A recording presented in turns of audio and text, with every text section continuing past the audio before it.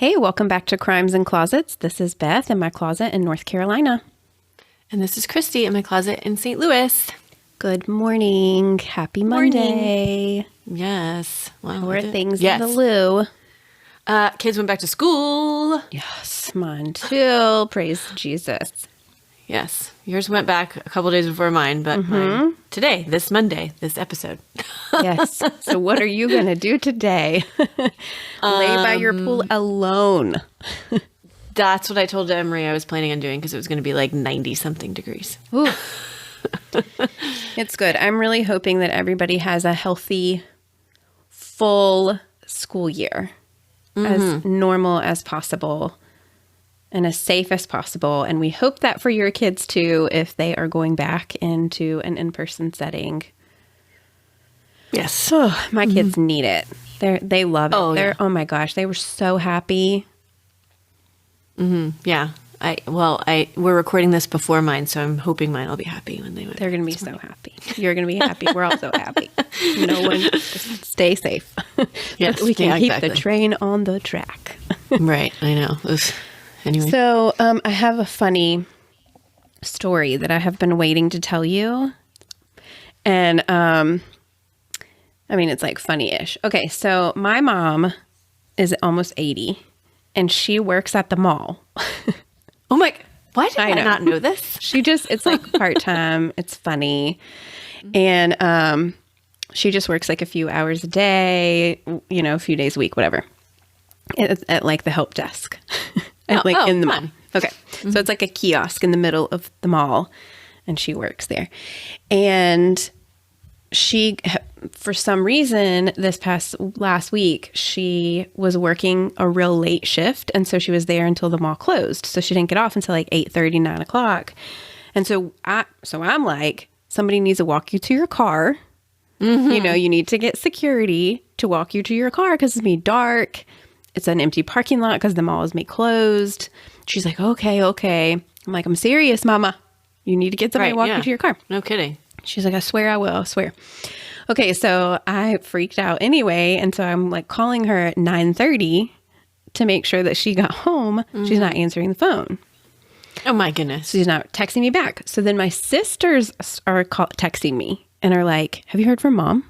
She was supposed to work until 9. She's not answering. We can't get a hold of her. So all three of us are like frantically calling her, like frantically texting her. I'm like, she didn't have somebody walk her out.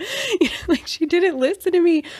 So then finally, Wes is calling her. My husband's calling her. Oh my Lord. It was so ridiculous. Like for an hour, we're all doing this.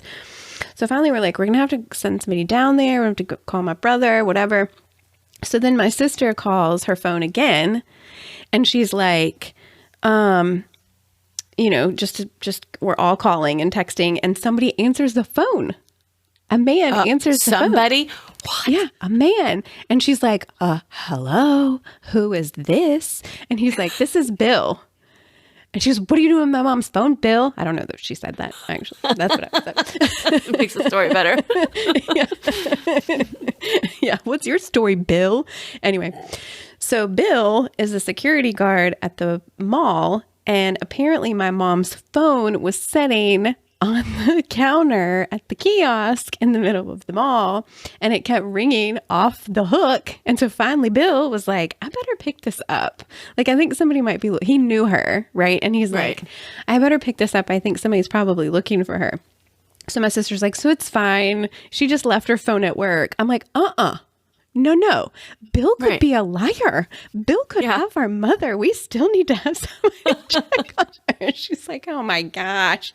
Anyway, she was fine. She was at home. She left her phone at the mall. And the next day that I talked to her, I was like, Mom, you need to get it together or I'm going to put you in a home. I'm not going to do this. You need to get it together. Don't threaten a home. Gosh. No. Anyway. So there was that. So I was on. Does she only have a cell phone? Yeah. Okay. I didn't know she had just has a cell phone. So she just forgot it at work and it's all fine. I'm like, no, I think Mom. it's so funny too. Number one, that she didn't think like, I should just go back and get my cell phone because people are going to be worried about me. She said she did think of that. And she was like, I am not going all the way up there. She was like, I'll just go in the morning. She's so selfish. Number two, that she also didn't care that her phone wasn't there, because I would have been like, well, I have to have my phone. Yeah. This is my only means of like communication to the Right? outside world. Right? I know. So It's a different generation, man. She was fine. So it all worked Yeah. out. I should have started with that probably because people are probably like, who is Bill? This is the crowd. Anyway, it's fine. It's totally fine. Everything is fine. oh my gosh, that's funny. Shout out to my mom. Yes, You were scoping gosh. it. So glad you're okay. Anyway, so no crime occurred there, but I do have one if you would like to hear it. Oh yeah. All right, here we go.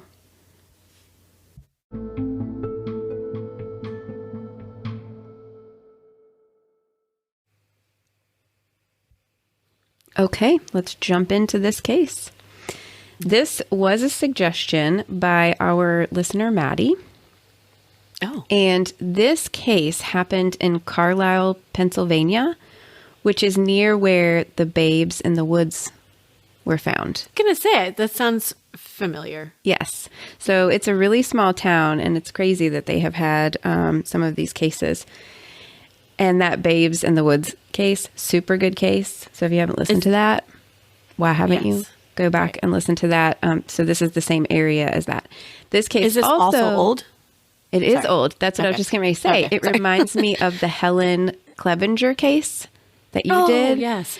Because this case takes place back in 1914, and it is unsolved. Oh. So go back and listen to Helen too. That's a good one, and that's an unsolved one. So, okay. So on Saturday, May 23rd, 1914, at around 4 p.m., a tenant farmer named John Lutt was finishing up his work for the day in the fields. And as he was leaving and locking up and doing whatever, he noticed that the door to the cellar was open. So do you know what a cellar is? Mm-hmm. Yeah, okay. So it's like a basement, if you don't know. It's underground. It's made of cement. And it has two big double doors that open outward and then stairs going down into it. So it's like, if you've seen The Wizard of Oz, and they go down into the cellar when there's a I was going to say, storm. aren't they like, storm cellars? Mm-hmm. Yes. What they call them. So he used it to store equipment and whatever, like farming stuff is what he used it for. So he notices that the doors are open, and he hadn't been in there that day. And so it was odd that the doors were open. So he went over because he wanted to close the doors. And as he looked down, he noticed that there was something laying on the floor of the cellar. So it's really dark down there. And he walked down the stairs a little bit and realized that it was actually a woman. It was a young woman laying on the ground. And he assumed that this woman was drunk. I'm not sure that it's not clear why he assumed Does that happen often? Right. You find drunk women in your cellar in 1914 a lot. I don't really know why this was an assumption, but he thought maybe she had come down the stairs and fallen or had passed out drunk. And he poked her with his foot, but she didn't move. So he went down further into the cellar and got closer to wake this woman up and noticed that her face was very blotchy and unnatural, and he realized that this woman was dead. So John ran to the nearest phone, right, because it's 1914, and calls the police, and they come within minutes. And police confirm that the woman at the bottom of the stairs was in fact dead, and she was identified as 19-year-old Hazel Myers. Wow, 19. So Hazel Myers was born in 1895 to her parents Katie Rickroad Myers and Parker Myers in York Springs, Pennsylvania. She was the second child out of 12. Oh, wow. Ooh. So she was the big old family. And we don't know much about her childhood growing up. This is 1914. It's really hard to find any information on these real old cases like this. And if you do, it's like pictures of newspapers, not the actual articles. So they just don't really delve into a lot about who she was. But we know that she did not stay at home. She didn't like living at home, maybe because she had such an enormous family. We don't really know. And so she had been staying for the last 10 months with her grandmother, Julie Myers, in downtown Carlisle. So where she grew up is 20 minutes away from Carlisle, and her grandmother lives in Carlisle. So she had left her home to come and move sort of into like the bigger city and lived with her grandmother downtown. Again, not much is known about her, but it's rumored that she liked to live a little bit on the wild side. So by this time, she was 19 years old, and in 1914, a girl of her age was sort of expected to be married and well on her way to having children and homemaking. And, you know, I mean, 19's, you're getting a little bit vintage back in the day. So we know that Hazel was not doing any of those things. And people said that she preferred to associate with the lesser status population of the community, namely the boys, the lesser status boys.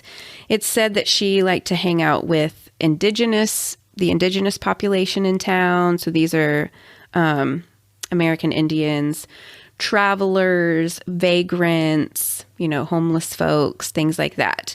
And her wild side may have been why she decided to leave home, move out of her parents' home and into the city.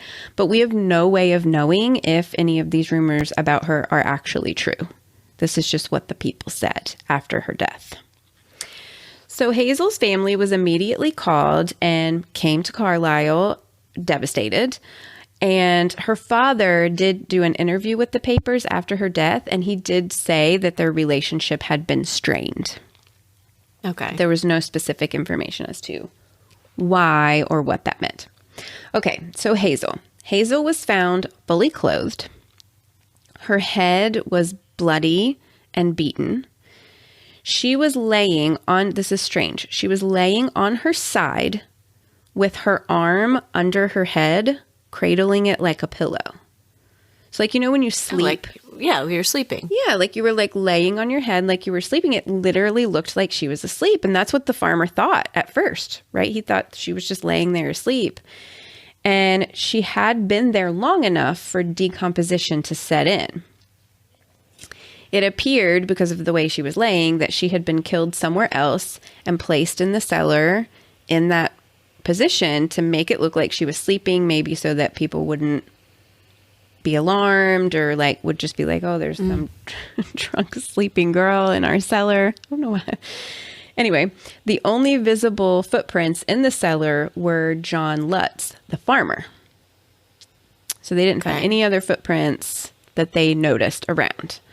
Her cause of death was determined to be blows to the back of the head with a blunt object, and the murder weapon was speculated to have been a club or a bottle. And they think that the murder had happened the night before. So she was found at 4:00 on the 21st, and they think that she had been killed the night before on the 20th of May. Okay. So they did a search of the surrounding area, and they found what they call tracks leading through an open gate. So coming from the cellar, leading through an open gate. And they follow the tracks. About 150 yards away from the cellar, they find 2 empty whiskey bottles and a scrap of a bloody skirt. So it's like a scrap of fabric or her skirt, but it has blood on it. Okay. So this is 1914. We do not have sophisticated forensics here. We don't have DNA. We really don't even have good fingerprint analysis. I feel like most of the time in these old cases, they're like, oh yeah, we got fingerprints. But then they're like, oh, we can't use them. They're not very good. So there's really no evidence to pinpoint who it actually was.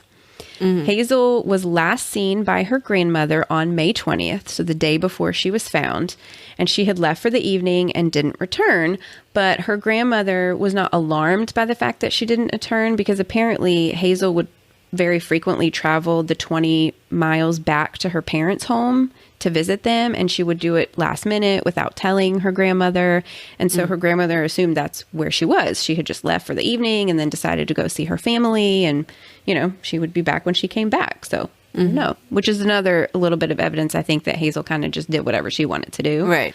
Yeah. But she's a 19-year-old woman. She can. So a man traveling home on the night of May 20th reported hearing an altercation in the street near the farm where Hazel was found. He reported he heard a blow, then a fall.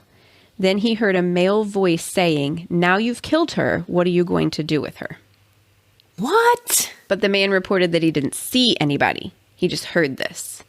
You know, because you just hear that and you're like, huh. Right. Keep I know. walking. Just Cool. keep going.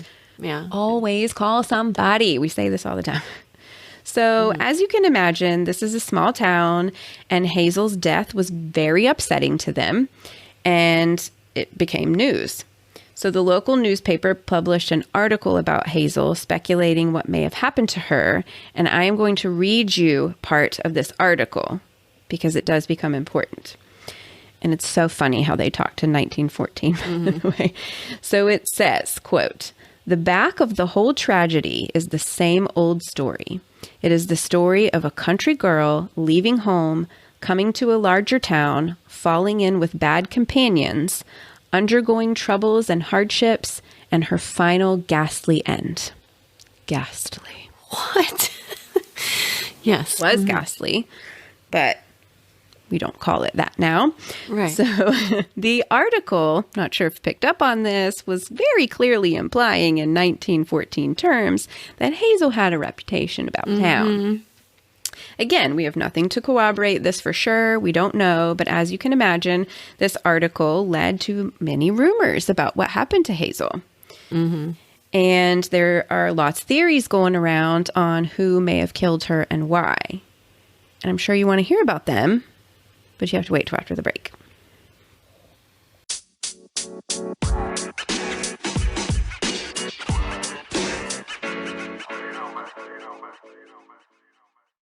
So the first rumor, theory, whichever you want to call it, that the police looked into was that the murder was linked to some male students at the Carlisle Indian School.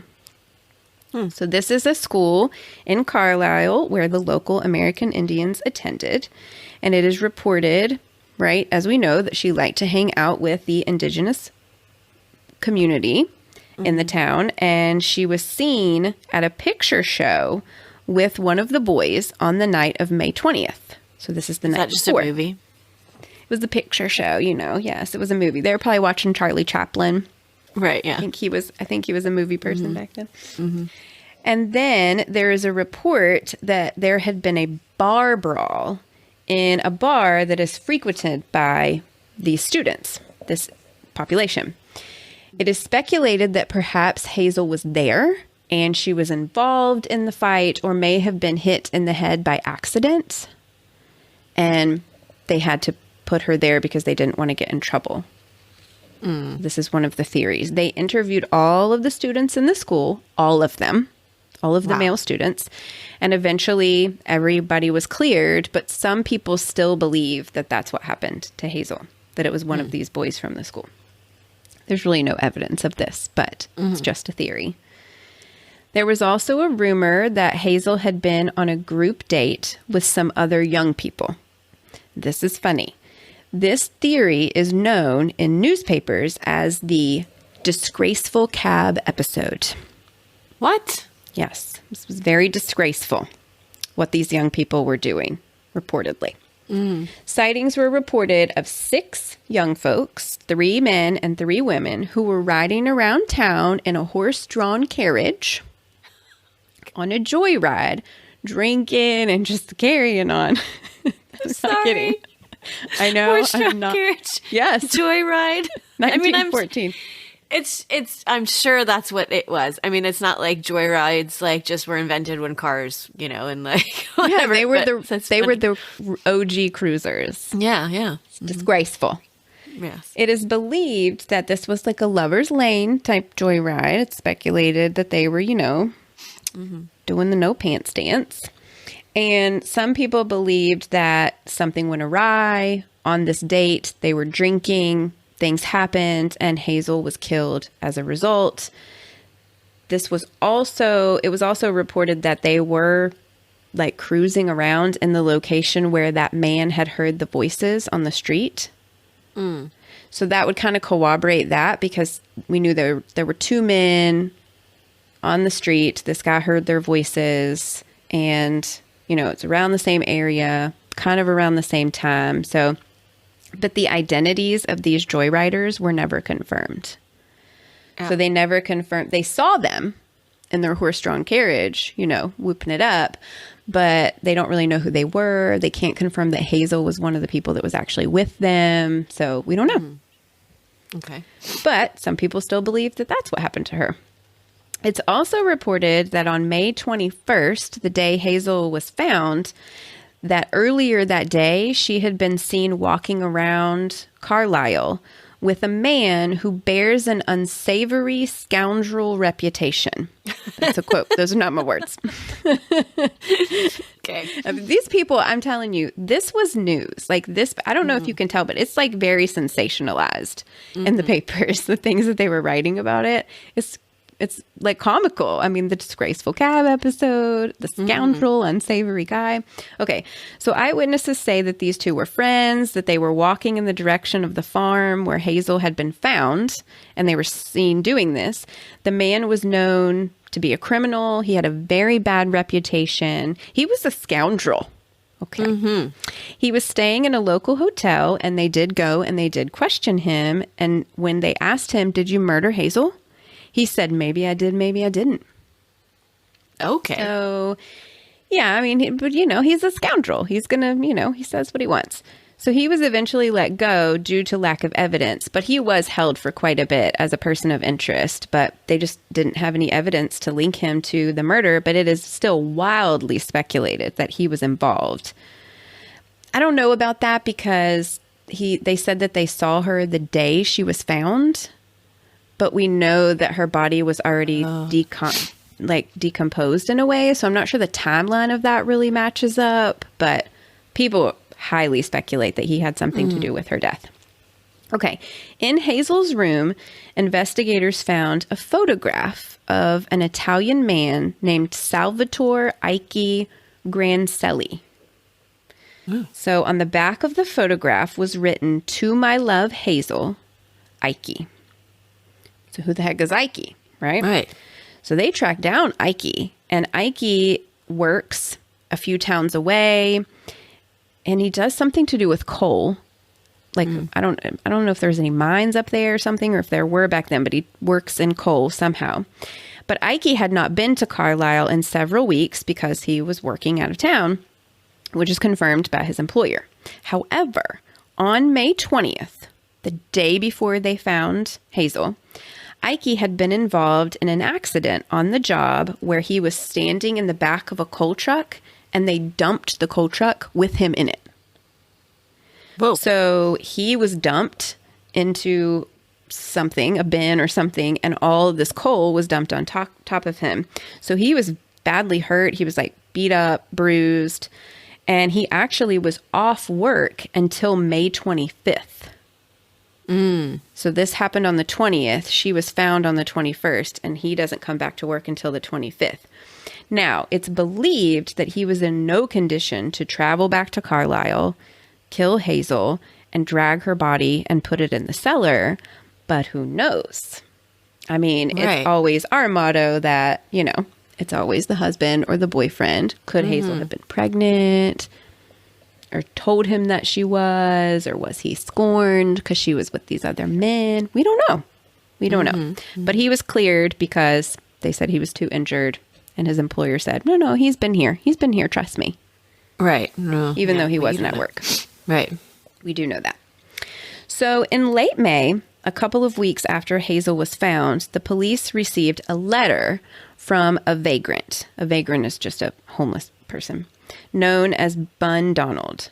Bun said that he believed a lady named Cora Dayton had killed Hazel. The police knew Cora.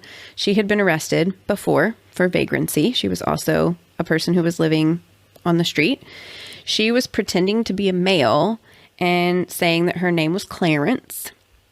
And Bun said that while he was squatting in a barn, he had overheard Cora talking to another man saying, "I'm glad the Myers girl is dead. I always said I would get her for laughing at my short hair, and I'm glad she's dead."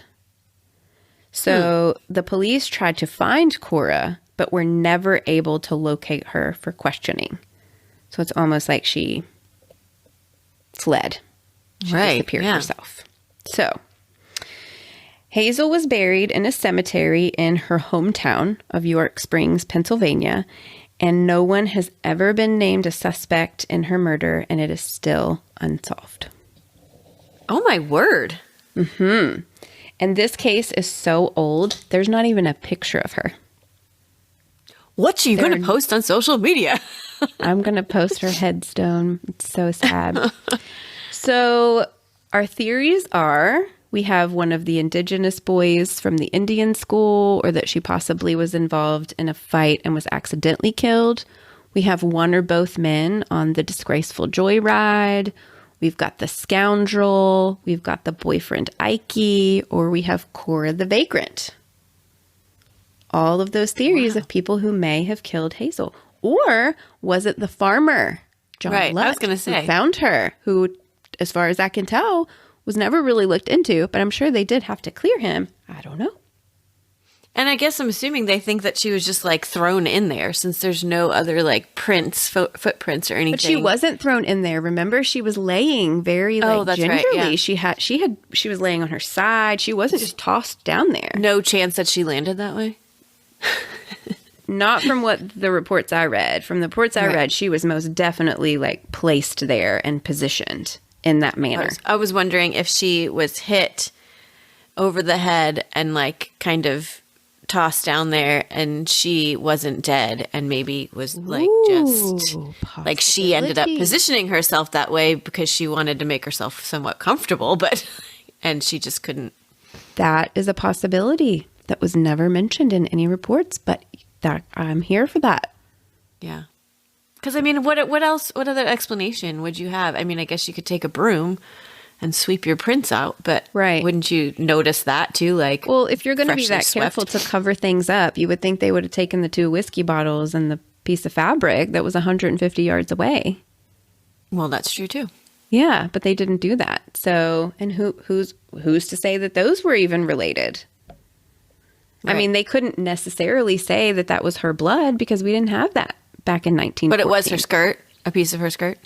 They believe so. They believe so, but it was never like identified like forensically. Right. If it was her blood. So, wow. That's interesting. We just don't know who killed Hazel Myers. Another unsolved mystery.